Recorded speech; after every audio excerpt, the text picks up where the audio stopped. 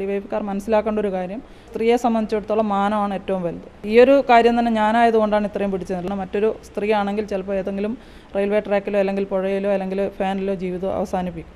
കേൾക്കാനറയ്ക്കുന്ന വാചകങ്ങളാണ് മുദ്രാവാക്യമായി വിളിച്ചതെന്ന് സിന്ധു പറഞ്ഞു. പോലീസ് ഏകപക്ഷീയമായി പെരുമാറി. കടുത്ത അപമാനമാണ് പോലീസിൽ നിന്ന് നേരിട്ടത്. ഈ അന്വേഷണത്തിൽ വിശ്വാസമില്ല.